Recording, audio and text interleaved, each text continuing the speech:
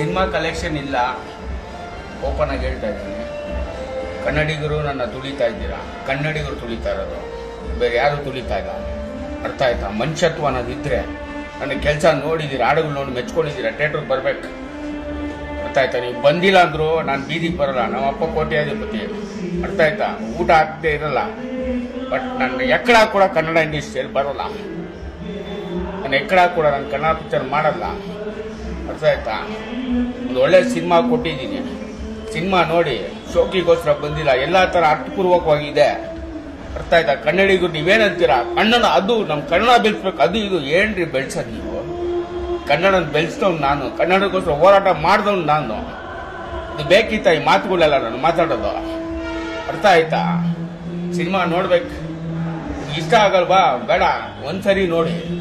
ಅಂತ ಕಚಡ ಪಿಕ್ಚರ್ ಮಾಡಿಲ್ಲ ನಾನು.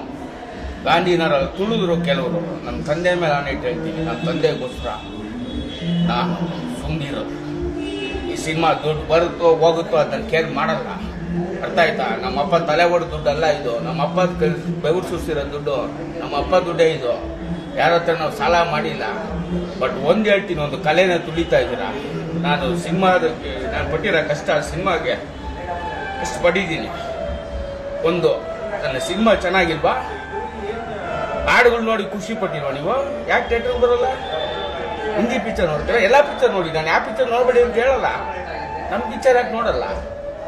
ಎಷ್ಟು ಜನ ಬಂದಿದ್ರಿ ಅವತ್ತು ಥಿಯೇಟ್ರಿಗೆ? ಯಾಕೆ ಬರ್ತಿಲ್ಲ? ತುಂಬ ನೋವಾಗುತ್ತೆ.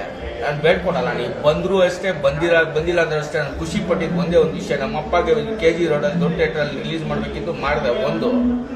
ಎರಡನೇದು ಬಂದು ಈ ಸಿನಿಮಾ ತೆರೆಗೆ ಬರಲ್ಲ, ಅವ್ನು ಮಾಡೋಕ್ಕಾಗಲ್ಲ ಅಂದ್ರು, ಮಾಡಿದೆ. ಎರಡನೇದು. ಮೂರನೇದು, ಒಳ್ಳೆ ಸಿನಿಮಾ ಮಾಡಿದ್ದೀನಿ. ನಮ್ಮಪ್ಪ ಎದೆ ತಟ್ಕೊಂಡು ಮೆಚ್ಕೋಬೇಕು. ಇವತ್ತು ಬಂದವರು 20 ಜನ 30 ಜನ, ಅವರು ನನ್ನ ಅಭಿಮಾನಿಗಳೆಲ್ಲ, ನನ್ನ ಪ್ರೀತಿಸೋರು. ಅರ್ಥ ಆಯ್ತಾ? ನನ್ನ ಮಗನ ಡಬಲ್ ಮೀನಿಂಗು, ಶೋಕಿ, ಐಟಮ್ ಸಾಂಗ್ ಅವೆಲ್ಲ ಬ್ಯಾನ್ ಆಗ್ಬೇಕು. ಇದು ಹೇಳ್ತೀನಿ, ಹುಚ್ಚ ವೆಂಕಟ್ ಸೇನೆ ಶುರು ಮಾಡ್ಬಿಡ್ತೀನಿ, ಬೆಂಡೆತ್ತು ಬಿಡ್ತೀನಿ. ಇಡೀ ಕರ್ನಾಟಕಕ್ಕೆ ಹೇಳ್ತಾ ಇದ್ದೀನಿ. ಆಚ ಕಡೆ ಚೆನ್ನಾಗಿ ಓಡ್ತಾ ಇದೆ, ಅವ್ರ ಬಗ್ಗೆ ಮಾತಾಡಲ್ಲ. ನನ್ನ ಮಗನ್ ಶೋಕಿಗೋಸ್ಕರ ಬಂದ್ ಗಾಂಧಿನಗರ ಕುತ್ಕೊಂಡು ನಾನು ಬಿಡಲ್ಲ. ನನ್ನ ಕೋಪ ನಿಮ್ಗೆ ಗೊತ್ತಿಲ್ಲ, ಏನೇನೋ ಇದೆ. ಇಷ್ಟು ಸಾಕು. ನೀವು ಬರ್ತಿರೋ ಬಿಡ್ತಿರೋ. ಎಂ ಲಕ್ಷ್ಮಣ್ ಅವ್ರ ಮನೆ ಫ್ಯಾಮಿಲಿ ರೋಡ್ ಬರಲ್ಲ. ಕೋಟ್ಯಾಧಿಪತಿ, ದಾನ ಧರ್ಮ ಮಾಡಿರೋರು. ನಾನು ರೋಡ್ ಬರಲ್ಲ. ನನ್ನ ಕಾಲ್ ಮೇಲೆ ಕಾಲ್ ಹಾಕೊಂಡೆ ಕುತ್ಕೊಳೋನು. ನನ್ನ ಕಲೆ ಅಂತ ತುಳಿತಾ ಇದ್ದೀರಾ, ಅದು ನನ್ ನೋವಾಗ್ತಿರೋದು. ನಾನು ಹೇಳಿಲ್ವಾ, ನಂದು ಸಿನಿಮಾ ರಂಗದಲ್ಲಿ ಪಟ್ಟಿದ ಕಷ್ಟ ಅಷ್ಟಿದೆ. ಕಷ್ಟ ಪಟ್ಟಿದ್ದೀರಂತಲ್ಲ, ಸಿನಿಮಾ ಚೆನ್ನಾಗಿ ಮಾಡಿದ್ದೀನಿ, ಮತ್ತೆ ಯಾಕೆ ನೋಡ್ತಾ ಇಲ್ಲ? ಸಿನಿಮಾ ನೋಡಿ ಚೆನ್ನಾಗಿಲ್ಲ, ನೀವು ಬೇಕಾದ್ರೆ ಇಲ್ಲೇ ನಿಂತಿರ್ತೀನಿ ಥಿಯೇಟರ್ ಮುಂದೆ.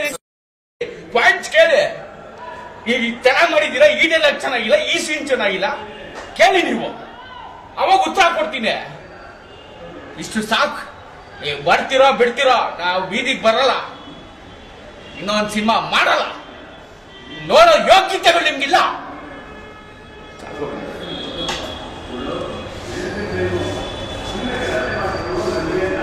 ಇದೇ ಕೊಡ್ಬೇಕು ನೀವು, ಲೈವ್ ಇದೇ ಕೊಡಿ ಮೇಡಮ್. ಬಂದೇ ಬರ್ಲಿ, ಬಿಟ್ರೆ ಬಿಡಿ ಮೇಡಮ್. 3 ಹೊತ್ತು ಊಟ ಅಲ್ಲ, 1 ಹೊತ್ತು ಊಟ.